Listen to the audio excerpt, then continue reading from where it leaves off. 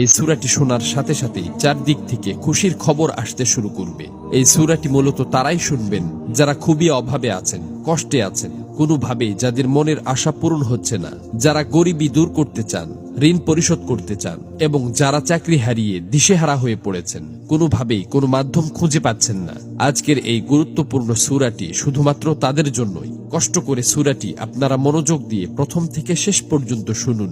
ইনশাআল্লাহ এই সূরাটি শোনার উসিলায় আপনাদের সকল অভাব অনটন গায়েব থেকে দূর হয়ে যাবে, সকল ঋণ পরিশোধের ব্যবস্থা হয়ে যাবে, মনের সকল অপূর্ণ আশা আকাঙ্ক্ষাগুলো পূরণ হয়ে যাবে। আপনি যা চাইবেন সাথে সাথে তাই কবুল হবে ইনশাআল্লাহ।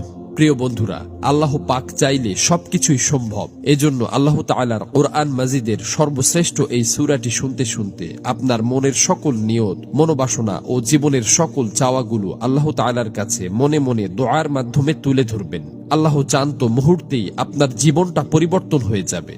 প্রিয় বন্ধুরা, জীবনে তো অনেক প্রচেষ্টাই করেছেন, একবার না হয় কোরআন মাজিদের এই সূরাটির উপর বিশ্বাস রেখে প্রথম থেকে শেষ পর্যন্ত শুনলেন। এই সূরাটি শোনার পর আপনি নিজেই বাধ্য হবেন আমার জন্য দোয়া করতে। এই সূরাটি এখন পর্যন্ত লক্ষ লক্ষ কোটি কোটি মানুষ শুনেছে এবং সকলের ভাগ্য অলৌকিকভাবে পরিবর্তন হয়ে গেছে। আমার কথা বিশ্বাস হচ্ছে না? তাহলে সূরাটি একবার শুনেই দেখুন।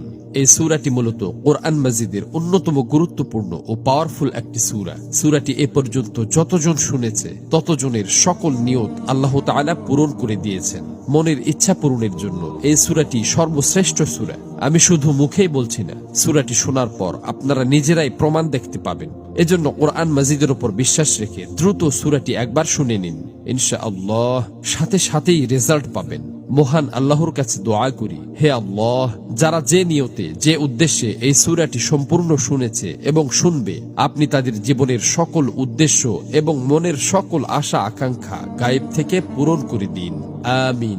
কমেন্ট বক্সে আপনিও আমিন লিখে উন্মুক্ত দোয়ায় শরীক থাকুন, কেননা কে জানে যে কার মুখ থেকে বলা আমিন কখন কবুল হয়ে যায়। তো চলুন সূরাটি শুনে নেওয়া যাক।